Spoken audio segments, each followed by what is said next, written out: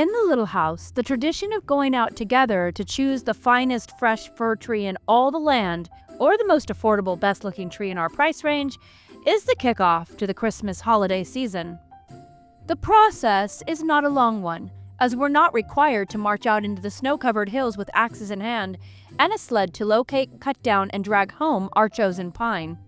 Its height, as compared to whoever is holding it up for the rest of us to admire, and whether there is a bald side or the branches are spaced well enough to hold the vast collection of curated ornaments in our possession, is all the criteria we must meet.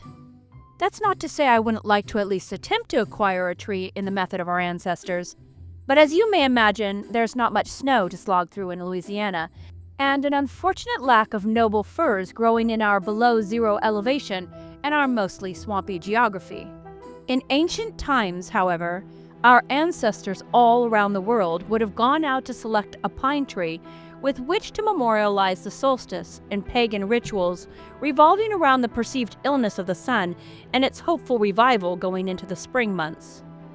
But things changed quite a bit in the medieval period when the Germans, who had an affinity for all things Christmas early on, used a fir tree as their paradise tree on which they hung red apples or wafers signifying redemption, which was also the centerpiece of a popular play of the day, and with which they celebrated the feast of Adam and Eve on December 24th.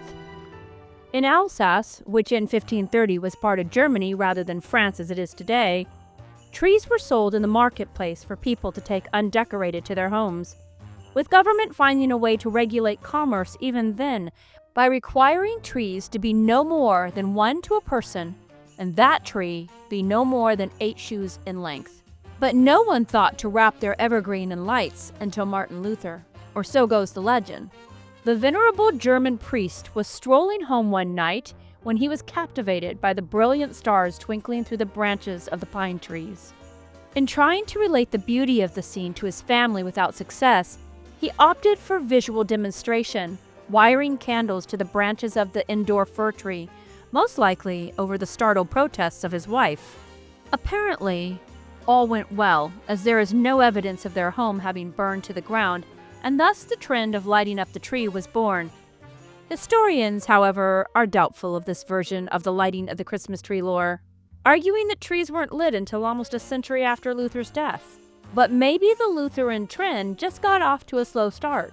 After all, that's a lot of nails to pound into doors, and they didn't have X or TikTok to get the message out.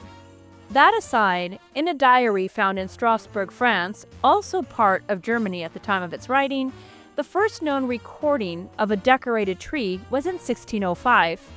It appears that this festive tree was bedecked with roses, candies, and fruit, and must have been a sight to behold. At this point, the Germans' tradition of a Christmas pyramid built of wood and decorated with boughs of evergreens, figurines, candles, and a star was merging with their Adam and Eve tree and transforming into a Christmas tree that we would all recognize today. By the 19th century, it'll come as no surprise that the Germans had introduced their deeply held Christmas tree traditions to the English through marrying into the royal family and being the ones to bring the fun to the holiday festivities. Prince Albert, the German-born husband of Queen Victoria, made certain to introduce an elaborate Christmas tree to the royal court that would be embraced by Victorian society without hesitation, giving us iconic historical images of elegant trees dripping with decorations and lit to just this side of a bonfire. Since Albert had done his part in Britain, German settlers rose to the challenge and set about introducing their tree traditions to everyone else in the world. I mean, if you have a good thing going, why not? Breaking into the North American market was a titch tough for the German Christmas tree enthusiasts, with the colonial Puritans frowning on symbolic cut trees, Christmas, and frivolous celebrations in general. So egregious did they find the German Christmas tradition, they considered to be pagan, that in 1659 Massachusetts General Court made any celebration of Christmas other than attending church a punishable crime. A couple centuries, an influx of German and Irish settlers, and the December copy of the London News with illustrations of Queen Victoria, Prince Albert, and their children gathered around the decorated Christmas tree later, and the Eastern High Society in America finally broke down the walls and embraced having a tree in their homes for Christmas. Franklin Pierce is often credited for introducing the Christmas tree to the White House in the 1850s, and Calvin Coolidge debuted the first national Christmas tree lighting on the front lawn of the White House in 1923.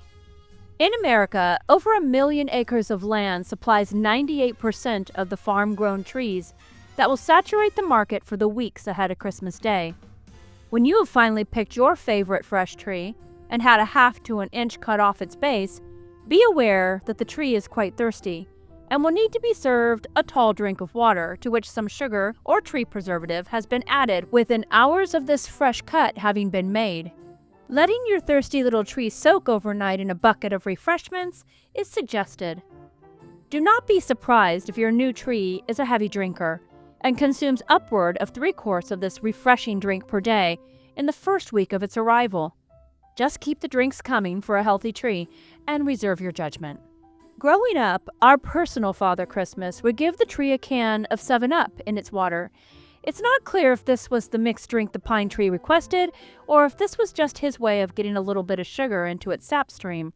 Either way, our trees always thrived under his attention, so who am I to question the wisdom of his mysterious ways? Now off you go to acquire your own tree, and we'll see you tomorrow for the next Advent opening. See you later.